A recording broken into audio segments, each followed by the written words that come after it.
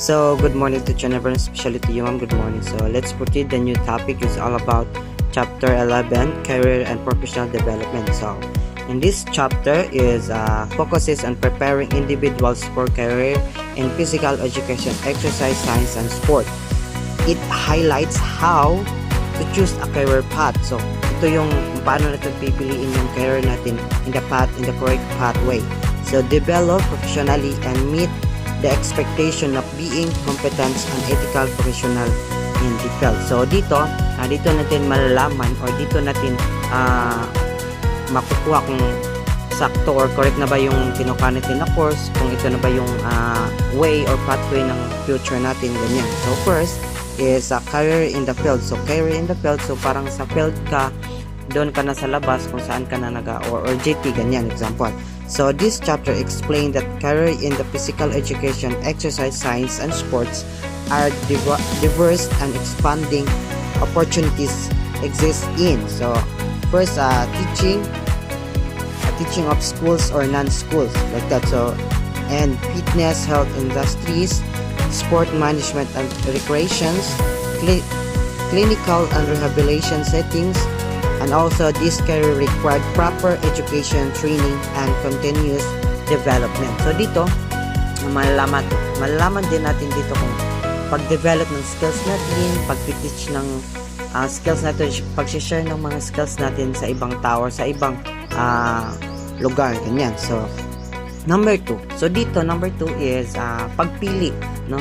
Choosing a career. So, marami man tayong mga career or mga planning or future na pinipili, pero meron talaga exact na pinipili natin para suited sa skills natin or sa course natin, like that. So choosing a career, so very important. So choosing a career is selected a career involves understanding personal interests, skills, and values, exploring different career options in the field, and then gaining practical experience, internships, or volunteer work. So dito, sa pagpili ng course, kailangan understanding, kailangan na ano mo talaga, na understand mo yung pinipili mo na career, and also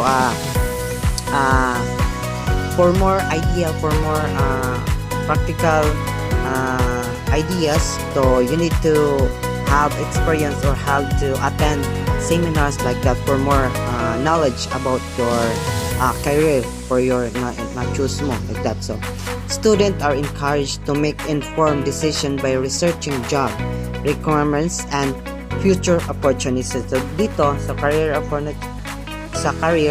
development, kailangan as a student, kailangan natin ng decision by researching job, tayo naghahanap na tayo sa online, like that, naghahanap na tayo sa for example sa lugar natin, ganyan, naghahanap tayo researching a job na suited talaga sa natin ba, sa course natin, as a business, like that, as a sport scientist.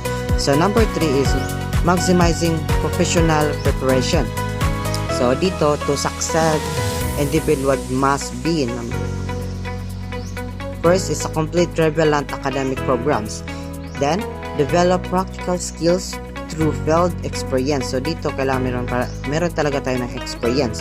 And then next is build communications, leaderships, and interpersonal skills. So dito kailangan di lang sports skills na meron tayo, kundi meron din tayo build communication, as a person, as a sports or coaching, meron talaga tayo ng communication, skills of communication, especially leadership. So good leadership is a good. Also interpersonal skills. So kailangan natin yan as a business. So use technology and social media for learning and networking. Next, preparation is both academic and experiential. So number 4 is for career field is attending a professional position. So dito, attend, pagsali ng mga professional position. So dito, para ma-improve mo talaga yung skills mo or more mga communication mo. For that, na mag-attend kayong mga tao bang meron ng mga idea or more pa yung mga taong na matataas yung rank ko doon, mag-a-attend ka doon, makukuha mo talaga yung mga skills nila, like that, kung paano nila gawin, kung paano nila ginagawa yung mga skills nila or communication, the way nila mag-communicate, like that. So getting a job's requirements. So kung mag-a-apply tayo talaga, meron talaga yung mga requirements. For example, like sa yung bio, like sa personality natin, kailangan talaga yan. Sa CV, no? Sa CV, doon natin makikita yung mga what is your name, like that, yung mga education mo, ano yung skills mo, like that sa CV. Doon natin may makuha or makikita, doon yun makikita sa manager, ito magaling to, ganyan meron yung skills, like. So, rating a job requirements, rating strong resume and cover letter. So, dito sa resume or resume or sa CV, dito talaga makukuha natin. So, preparing for interviews. So, after that, pagpapasa mo ng CV or resume, meron talagang preparing for interviews. Next is networking with our professionals, using internships and connections effectively. And professional presentations and communication are key factors in employment success. So, number 5 is professionalism. So, professional or yung mga professionals like that. So, professionalism is a major focus of the chapter. It includes sa professionalism, kailangan talaga isa leadership. So, without leadership or marami namang leader but yung attitude is not good. So, leadership is a good attitude like that. So, ability to guide and influence others. So, taking initiatives in professional settings. So, B is advocacy. So, as a professionalism, we have advocacy promoting physical activity and healthy lifestyle. So, supporting access to programs for all people. So, C is accountability. Accountability is being responsible for actions and decisions. Next is maintaining high standards for practice. And D is cultural competencies and humility. So, dito is respecting diversity, understanding different backgrounds and needs. So, dito sa professionalism needs talaga meron kang ethics. So, following moral principles and professional standards. So, dito sa professionalism, meron talagang importante talagang ethics, leadership, we have ethics, so like that. Making fair and responsible decisions. So, next is role modeling. So, role modeling is, ikaw yung kinukuha nilang, ikaw yung sinusunod nila kasi yung kailangan is a model, as a role model, kailangan and doon makukuha nila as a good person, as a good leader, as a good attitudes like that. So, this is positive behaviors and healthy lifestyle. So, next, continued professional development.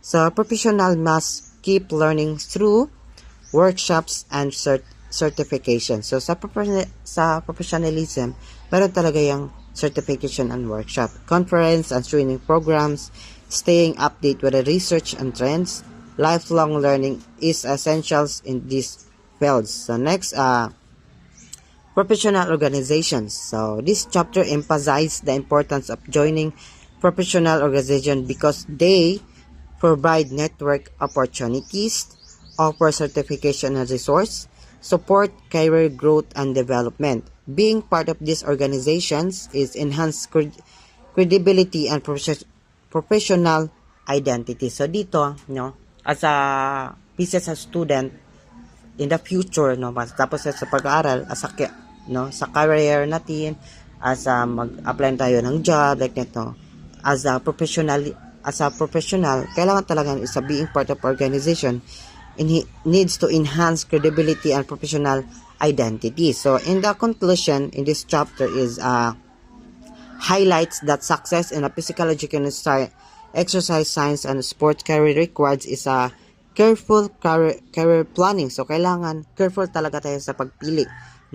Careful tayo sa pag-choose ng mga jobs natin. Like that, strong professional preparations, ethical behaviors, and leadership, continuous learning and involvement in professional communities. So this chapter is ultimately encourages students to become a competent, responsible, and proactive professionals who contribute positively into society.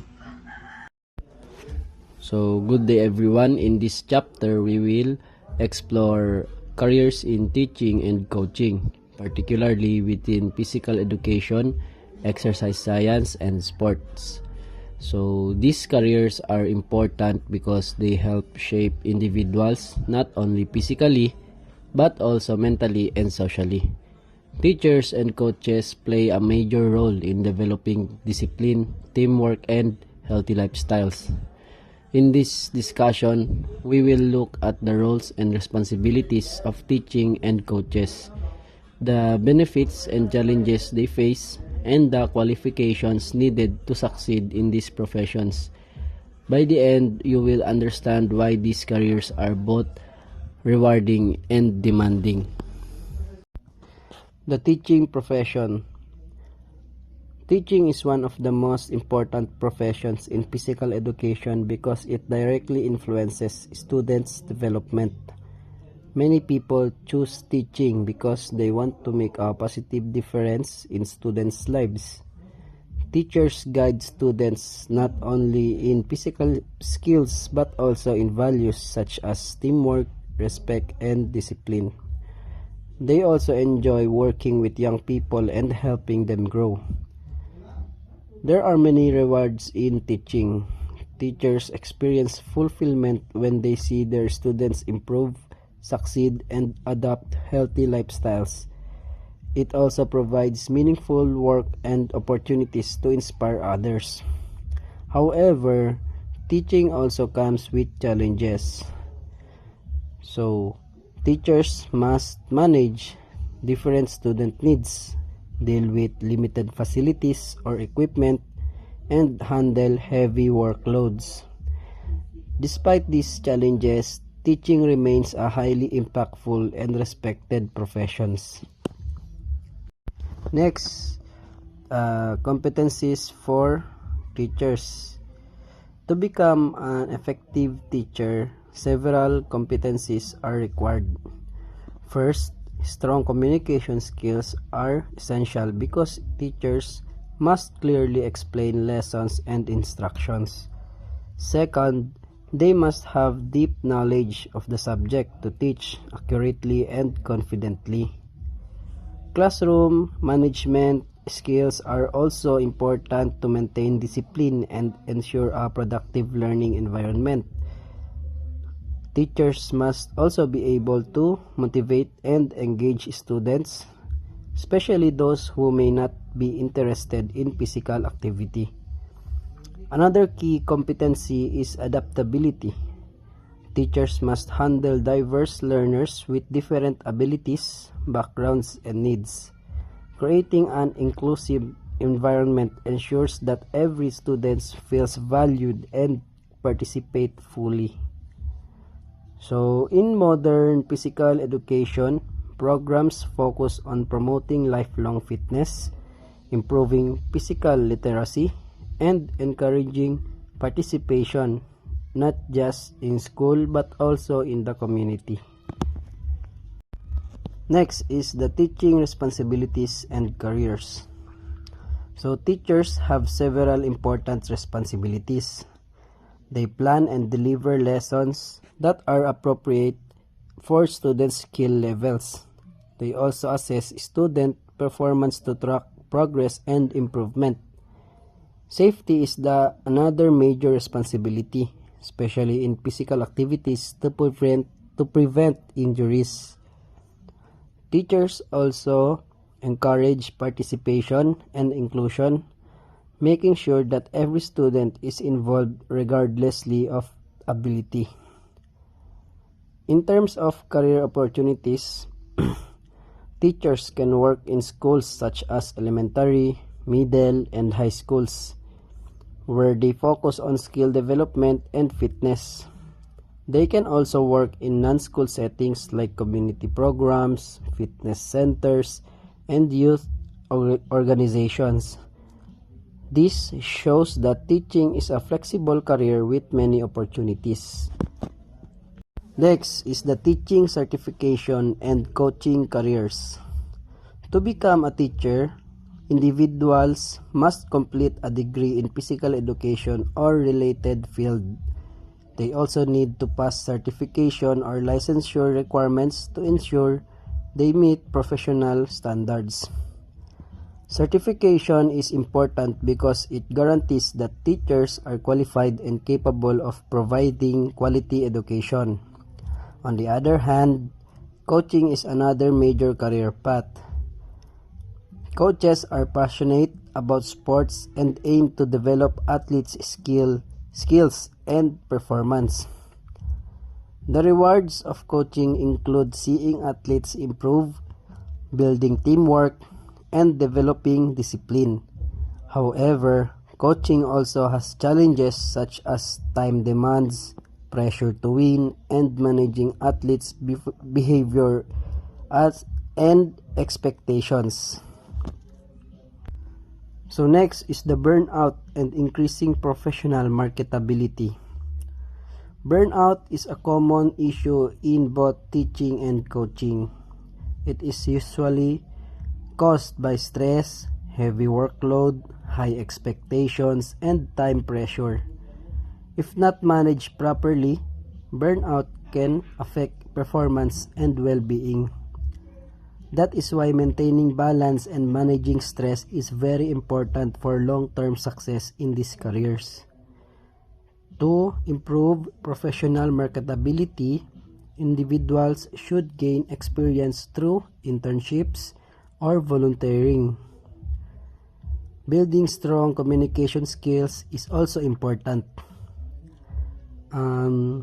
Networking with professionals can open opportunities, while continuous learning helps individuals stay updated and improve their skills. So these steps can help teachers and coaches grow and succeed in their careers. In conclusion, teaching and coaching are both rewarding but demanding careers. Success in these fields requires proper education, certification, strong skills, and dedication. Both roles focus on developing students and athletes, but not only physically but also mentally and socially.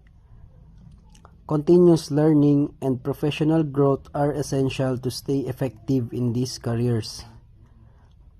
Ultimately, teachers and coaches play a vital role in promoting physical activity, teamwork, and lifelong healthy habits, making a lasting impact on individuals and society. Chapter 13: Fitness and Health Related Careers. This chapter focuses on career opportunities related to fitness, health, and rehabilitation. It highlights how professional health individuals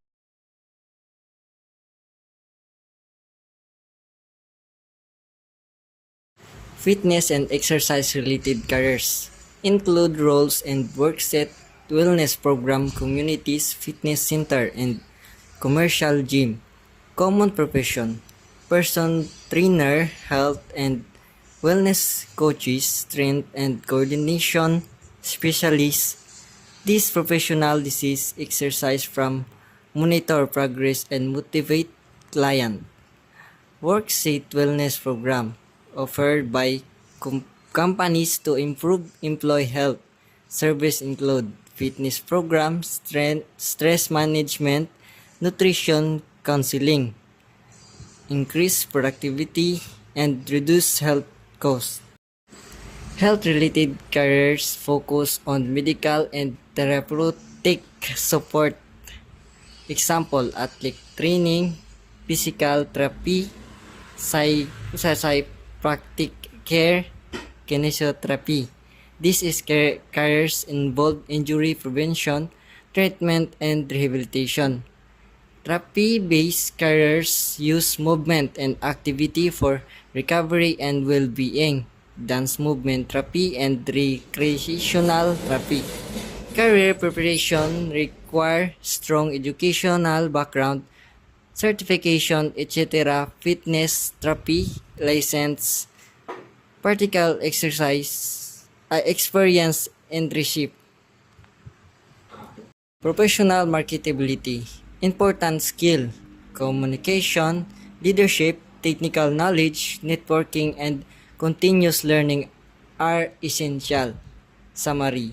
Chapter 13: Fitness and health careers are growing due to increase awareness of physical activity and wellness. Professional play a key roles in improving health, preventing disease, and supporting recovery.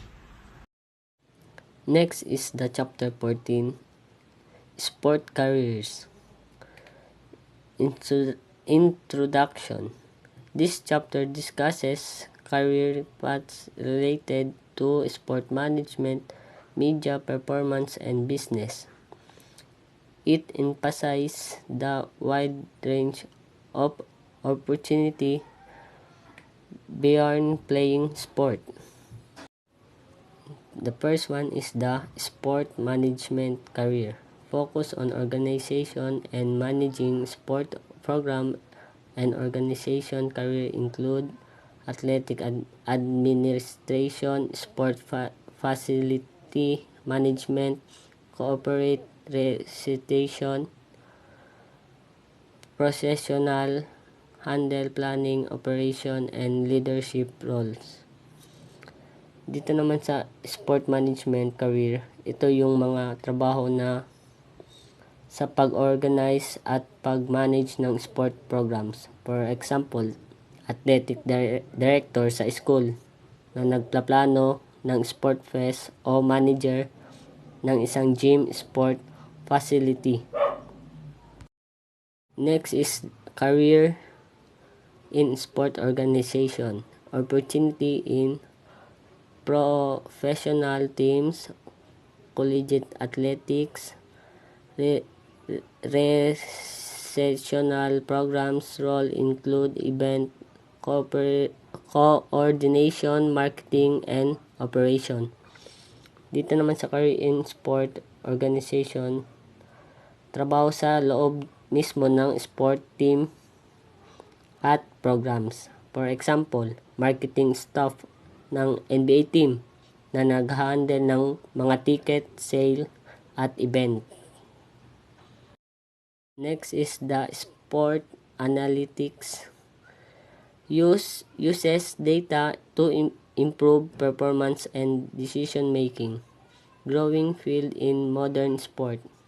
Dito naman sa sport analytics, gamit ang data para i-improve ang performance at decision making. Example, yung analytics na nagtatrack ng stats ni player para malaman kung sino dapat mga starter sa loob ng laro. Next is sport media career. Involves communication and coverage of sport, sport broadcasting, sport journalism, photographic, social media, and web development. Important for promoting sport and informing the public. Dito naman sa media, sport media career is mga trabaho sa communication at coverage ng sport. For example, sportcaster sa TV5, sport writer sa influencer, or photographic sa UAP Games. Next is the performance and other sport career. Includes professional athletes, coaches, and official sport agents, entrepreneurs. Their roles focus on competition, leadership, and business. Dito naman sa performance and other sport career, ito yung mga nasa actual na competition at business side. For example, professional athletes, coaches, referees, o sport agents na naghahanap ng endorsement deals. Next is sport law and agency. Deals with contract, legal issue, and athlete representation. Dito naman sa sport law and agency, legal side ng sport tulad ng contract at representation. Example, abogado na gumagawa ng kontrata para sa isang player papunta sa ibang team. And next is professional marketability, key factors, education and specialization, experience, internship, networking, strong communication skill. Dito naman sa professional marketability, mga kailangan mong para maging hireable sa sport industrial. Example, rad ka ng exercise science na may internship sa Milo Olympics, o marunong ka magsalita, mas madali kang mahahire. And the last one, summary. Chapter 14, Sport Career, extend far beyond playing, opportunity, exit in management, media, analytics, law, and performance, making it a diverse and involving field. Good morning, everyone. Today I'm going to explain the chapter 15, Future Professionals as Leaders and Advocates. Introduction. This chapter focuses on the role of future professionals in physical education, exercise science, and sport as leaders and advocates. It emphasizes responsibility beyond skills, highlighting the need to influence society, promote physical activity, and address current issues in the field. First, leadership in physical activity. Leadership is the ability to guide, influence, and inspire others towards achieving goals. Important leadership roles. First, promoting active lifestyle. Second, creating inclusive program. Third, motivating individuals and communities. Fourth, setting positive examples. Professionals are expected to lead not only in program but also in the ethics of behavior. So leadership in physical activity is the ability to guide, motivate, and influence individuals or groups to participate effectively, safely, and positively in physical activities like sports, exercise, or fitness programs. It's not just about being the best player, it's about helping others to perform better and enjoy the activity. The next is leadership in physical education and youth sport. Teachers and coaches act as role models. They influence the following. First, skill development. Second, character building, such as discipline, teamwork, and respect. Last, lifelong habits and physical activity. Good leadership ensures a safe, positive, and supportive environment. Leadership in physical education and youth sport is the ability to guide, teach, and positively influence young people in physical activities so they develop skills, confidence, teamwork, and good values. It focuses not just on winning but on learning, growth, and enjoyment. Advocacy in physical activity. Advocacy means supporting and promoting important causes. Areas of advocacy. First, quality physical education in schools. Second, equal access to sports and fitness programs. Third, health and wellness awareness, opportunities for marginalized groups. Professionals must speak up for policies and programs that improve public health. So, advocacy in physical education means actively supporting, promoting, and speaking up for the importance of physical education or PE so that it is valued, improved, and accessible to all students. It It's about making sure PE is recognized as essential, not just an extra subject. Importance of advocacy. Helps increase participation in physical activity, addresses inequalities such as gender, disability, income, supports government and community initiatives. Advocacy ensures that everyone has the opportunity to be active. So the explanation here is the importance of advocacy is that it helps bring attention, support, and positive change to important issues like health, education, and physical activity. Next is the current and future trends. The field continues to evolve due to increased focus on health and wellness. Second, use of technology, fitness apps, online coaching. Third, growing concerns about obesity and inactivity. Fourth, emphasis on diversity and inclusion.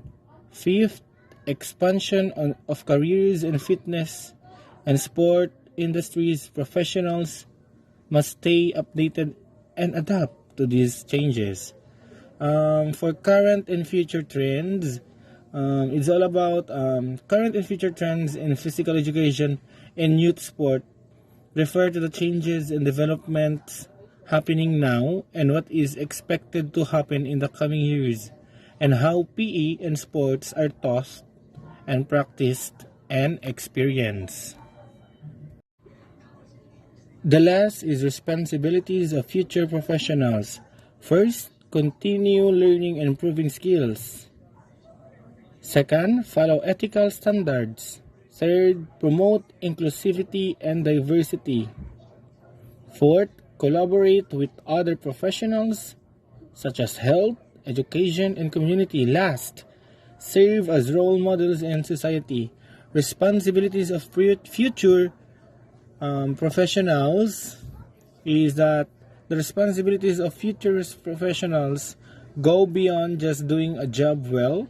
They involve contributing positively to society, adapting to change, and maintaining strong values. The summary of Chapter 15, Future Professionals as Leaders and Advocates. Chapter 15 highlights that professionals are not just instructors or trainers, they are leaders and advocates who, first, influence individuals and communities, second, promote lifelong physical activity, third, address social and health issues, and fourth, adapt to changes in the field.